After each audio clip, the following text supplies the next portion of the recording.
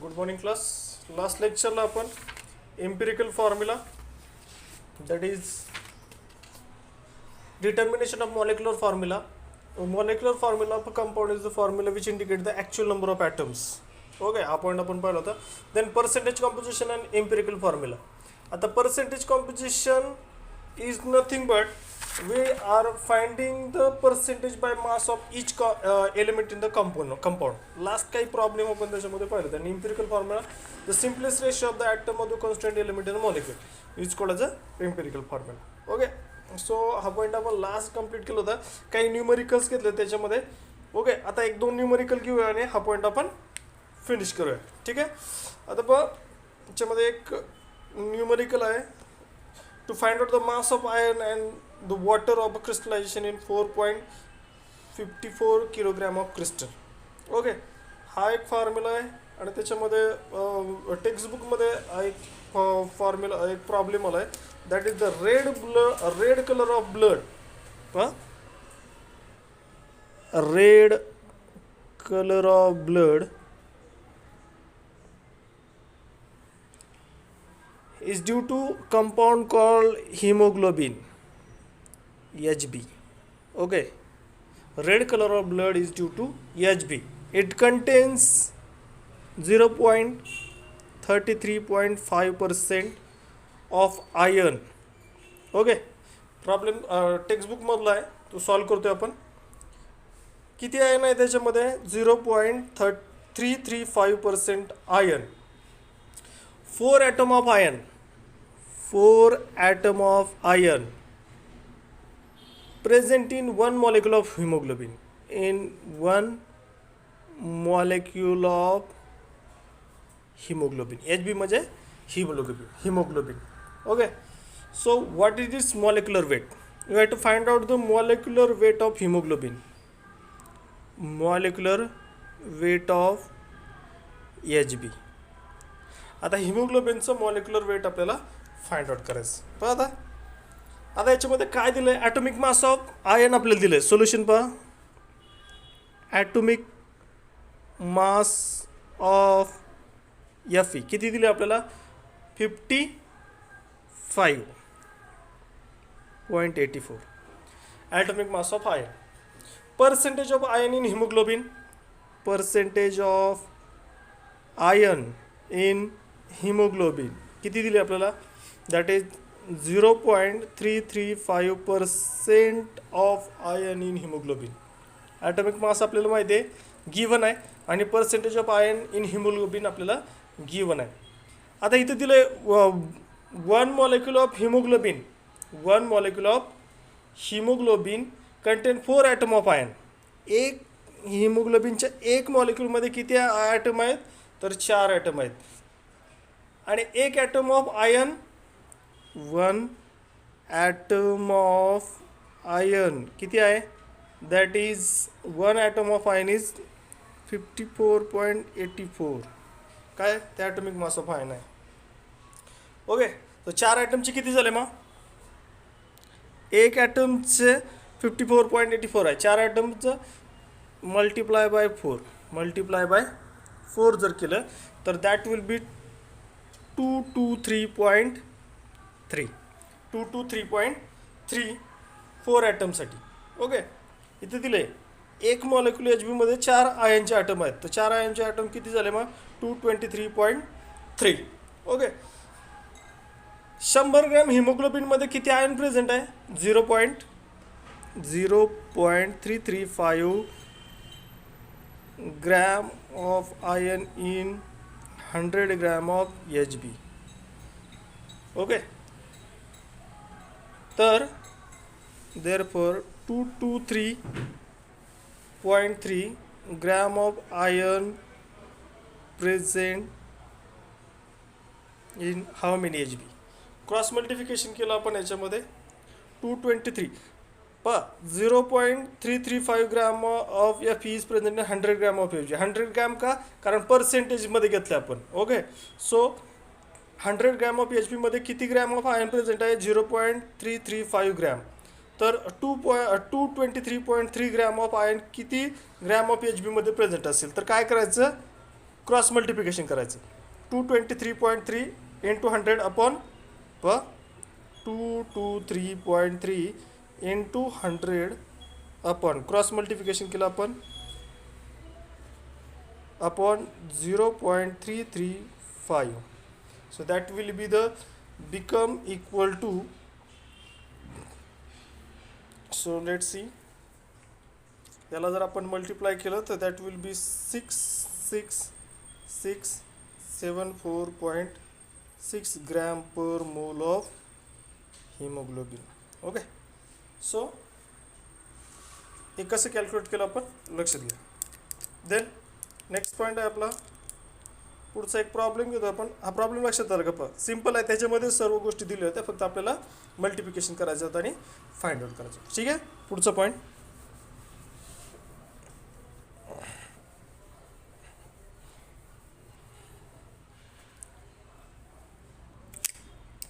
Substance on analysis. पहा, substance on analysis give the following percent composition. First sodium किती percent दिला आहे? 43.4%, carbon 11.3%, oxygen 45.3%. Calculate empirical formula. Empirical formula आपल्याला calculate करायचं. Okay, substance on analysis gave the following percent composition: sodium 43.4%, carbon 11.3%, oxygen 45.3%. Okay, आणि calculate empirical formula. Atomic mass सोडियमचं 23 आहे, कार्बनचं 12 आहे आणि ऑक्सिजनचं 16 आहे. ओके, पहिल्यांदा आता सोल्युशन आपल्याला काय करायचं. याच्यामध्ये सोल्युशन करताना आपल्याला गिवन काय आहे, तर गिवन आपल्याला सोडियम, कार्बन आणि ऑक्सिजनचं काय आहे पर्सेंटेज कॉम्पोजिशन आपल्याला दिलं आहे. ओके, आणि आपल्याला काय करायचं, पर्सेंटेज कॉम्पोजिशनचा यूज करून आपल्याला त्याचा इम्पिरिकल फॉर्म्युला कॅल्क्युलेट करायचा. आपल्याला ॲटॉमिक मास त्याचे गिवन आहे.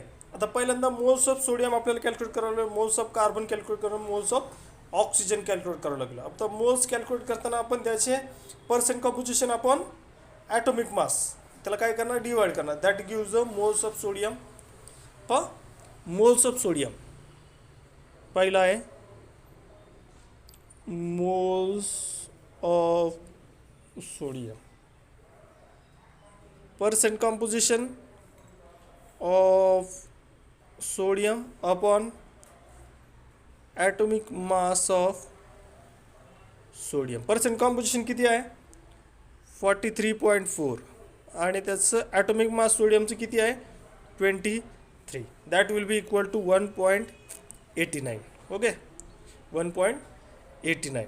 पुढचा आहे moles of carbon. Moles of carbon किती आहे? परत percent of carbon upon atomic mass of carbon, that is 11.3 upon 12. That will be equal to 0.94. 0.94. Okay, third आहे मोल्स ऑफ ऑक्सिजन. परत percentage of oxygen upon atomic mass of oxygen, that is 45.3 upon किती? Upon 16 काय आहे त्याचा atomic मास आहे. That will be equal to 2.83. Okay, so हे मिळाले आपल्याला काय, number of moles of carbon, number of moles of oxygen आणि number of moles of sodium. Okay, आता याच्यामध्ये आपल्याला जे काही कॅल्क्युलेशन आहे त्याच्यामध्ये पाहता ratio of number of moles of sodium to carbon to oxygen. Sodium to carbon to oxygen आपल्याला फाइंड आउट करायचं इथं रेशिओ. ओके, आता पहा याच्यामध्ये पर्सेंटेज आपण कॅल्क्युलेट करतो याच्यामध्ये. So that will give us 0. Moles of carbon किती आला आपल्याला? 0.94. आणि याच्यामध्ये आपण ratio of number of moles of sodium to carbon to oxygen यांचं काय करायचं आपल्याला, नंबर ऑफ मोल्सचा रेशिओ घ्यायचा करस्पॉन्ड टू कार्बन. कार्बनचे करस्पॉन्ड घेणार आहे का, कारण आपण जे नंबर ऑफ मोल्स कॅल्क्युलेट करतो ते कार्बन 12च्या रिप्रेझेंटेशनमध्ये इन कार्बन 12च्या बेसिसवरती आपण घेतो. तर so 1.89 upon 0.941, 0.941, so that will equal to 2. 0.941 upon 0.941 which is equal to 1. आणि पुढचा आहे 2.83 upon 0.941, that will give us 3. So the ratio काय झाला आपला 2:1:3.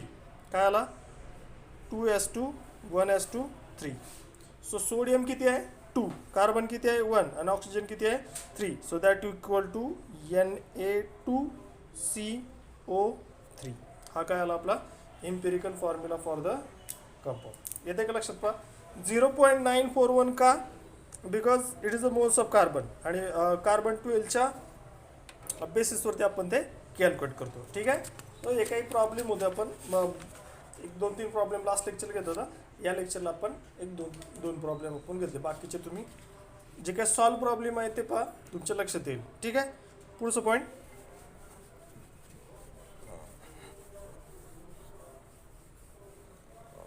पुढचा इम्पॉर्टंट पॉईंट आहे या चॅप्टरमध्ये. पहा छोटासा चॅप्टर आहे, that is chemical reaction and stoichiometric calculation. पहा आता chemical reactions and stoichiometric calculation. Chemical reaction and stoichiometric calculation. पहा आता chemical reaction and stoichiometric calculation.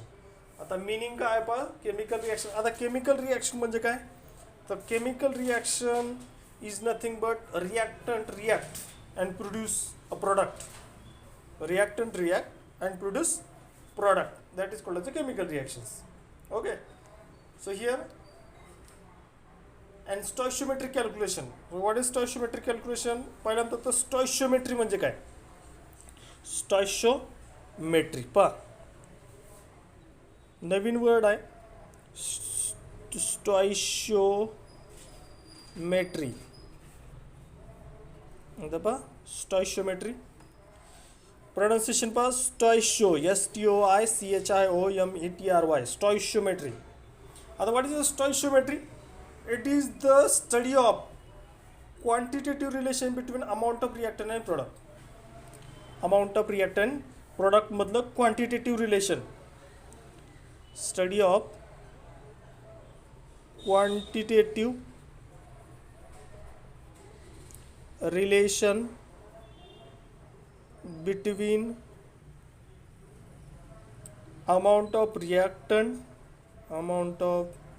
reactant and product is called stoichiometry. Study of काय study करतो आपण quantitative relation between amount of reactant and product. किती reactant react झाला, किती product form झाला आहे, त्यांचं क्वांटिटेटिव्ह म्हणजे फिक्स अमाऊंट आहे, तर ती अमाऊंटची स्टडी म्हणजे काय स्टॉइशियोमेट्री. ओके. आणि स्टॉइशियोमेट्रीमध्ये balance chemical reaction chemical equation important आहे. Balance chemical equation. So calculation the stoichiometric calculation is based on a balance chemical equation are known as the stoichiometric calculation. आता balance chemical equation म्हणजे काय पुढचं point आहे balance chemical equation.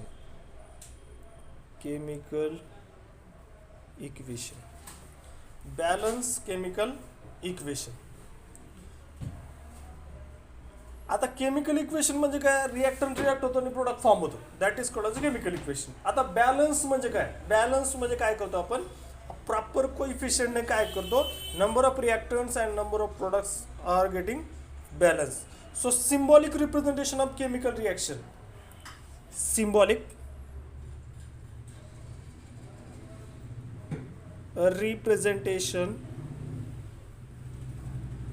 symbolic representation of a chemical reaction. Symbolic म्हणजे काय, symbol use करतो आपण. कार्बनला सिम्बॉल काय यूज करतो C, ऑक्सिजनला सिम्बॉल O, नायट्रोजनला N, हायड्रोजनला H. हे काय आहेत, सिम्बॉल आहेत आणि ते सिम्बॉलमध्ये आपण ते रिप्रेझेंट करतो. अदरवाईज प्रत्येक वेळेस आपल्याला कार्बनचं स्पेलिंग, नायट्रोजनचं स्पेलिंग, ऑक्सिजनचं स्पेलिंग लिहावं लागेल. त्याच्याऐवजी काय लिहितो आपण, त्याचं सिम्बॉल लिहितो. Okay, so symbolic representation of chemical reaction, that is called a balance chemical equation. आता फॉर एक्झाम्पल पण कार्बन रिॲक्ट होतो ऑक्सिजन बरोबर आणि carbon dioxide gas form. Carbon react with oxygen two form a carbon dioxide. For example C plus O2 gives CO2. C carbon, 2 oxygen and form CO2 gas. Okay, so carbon solid आहे, oxygen gas आहे आणि carbon dioxide पण gases form मध्ये. So this is the balanced chemical equation. This is the balanced chemical equation. Okay, इथं आपण balanced chemical equation मध्ये generally काय करतो, आपण इक्वेशन बॅलन्स करायचा प्रयत्न करतो. सो इथं आपण carbon plus oxygen, for example समजा आपण कार्बन मोनॉक्साईड घेतला, carbon CO plus half O2 gives CO2. Okay, आता हे बॅलन्स केमिकल इक्वेशन आहे. CO plus half O2 gives CO2. This is the carbon monoxide, this is gas, this is gas and this is also gas. आता इथं काय केलं, carbon monoxide घेतलाय, half O2 घेतलाय, that will form 1 mole of carbon dioxide.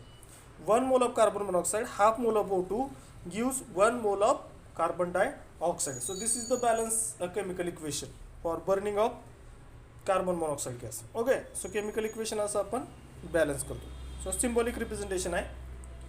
आता याच्यामध्ये balance chemical equation, symbolic representation of chemical reaction. It supplies the following information which useful for solving problem on a chemical equation. आता काही steps आहेत आपल्याला solve करायचं म्हटलं तर काही स्टेप्स आपण स्टडी करायचं. पहा, stoichiometric calculation, the calculation based on a balanced chemical equation to calculate the amount of reactant and product is called as stoichiometric calculation. परत तेच पॉईंट आहे, stoichiometric calculation मध्ये काय कॅल्क्युलेट करतो आपण,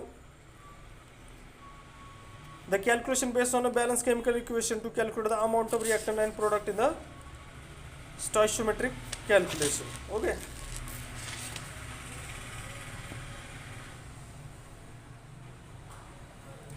आता याच्यामध्ये बॅलन्स केमिकल इक्वेशन म्हणजे काय, तिथे काय करतो आपण, सिम्बॉलिक रिप्रेझेंटेशन आहे आपलं केमिकल रिॲक्शनचं. आणि हे सिम्बॉलिक रिप्रेझेंटेशन काय प्रोव्हाइड करतं आपल्याला, पहिली गोष्ट याच्यामध्ये जे काही बॅलन्स केमिकल इक्वेशन आहे that will gives us or it indicate the number of moles of reactant involve in the chemical reaction and the number of moles of product form. नंबर ऑफ मोल्स ऑफ reactant react and number of moles of product form. Balance chemical equation काय provide करतं आपल्याला, it indicates to provide us number of moles of reactant and number of moles of product form. Okay, किती number of moles रिॲक्टंटचे आहेत आणि किती number of moles of product form झाला हे indicate करतं कोण, balance chemical equation. Okay, balance chemical equation symbolic representation of chemical reaction. आणि याच हे बॅलन्स केमिकल इक्वेशन काय प्रोव्हाइड करतं आपल्याला, त्याच्यापासून काय इन्फॉर्मेशन मिळते आपल्याला, number of moles of reactant react and number of moles of product form. किती मोल रिॲक्टंटचे रिॲक्ट झाले, किती मोल ऑफ प्रोडक्टचे फॉर्म झाले ते आपल्याला त्याच्यामधनं प्रॉब्लेम सॉल्व करताना आपल्याला त्याच्यामध्ये युजफुल इन्फॉर्मेशन आपल्याला देतं. सेकंड आहे, it indicate relative mass of reactant taking part and the product form during the chemical reaction. म्हणजे याच्यामध्ये relative mass of reactant, relative mass of reactant, mass of reactant. It provides the information about relative mass of reactant react and the product form or number of moles of product form during the chemical reaction. If gases involved, it indicates the relationship between the volume of the gaseous reactants and product at STP. Okay. It indicates the relative masses of reactant and product linked with a chemical change. And third आहे, it indicates the relationship between volumes of a gaseous reactant and product. Volume of gaseous reactant and product यांचं information आपल्याला मिळतं. Okay. So हा सम introductory part आपण याच्यामध्ये घेतला. Actual part आपण त्याच्या काही ज्या स्टॉइशियोमेट्रिक प्रॉब्लेम आहे ते स्टॉइशियोमेट्रिक प्रॉब्लेम आपण उद्याच्या लेक्चर घेऊया. फक्त आजच्या लेक्चरला ते प्रॉब्लेम तेवढे हे करा आणि हा पॉईंट इम्पॉर्टंट आहे तो लक्ष ठेवा. उद्याच्या लेक्चरला आपण याच्यावरचा एक प्रॉब्लेम घेऊया आणि हा पॉईंट फिनिश करूया. ओके. इझी आहे. काही स्टेप्स आहेत त्याच्यामध्ये. Steps involve in problem based on the stoichiometric calculation. त्या स्टेप्स आपण विथ एक्झाम्पल उद्याच्या लेक्चरला कंप्लीट करूया. ठीक आहे. थँक्यू.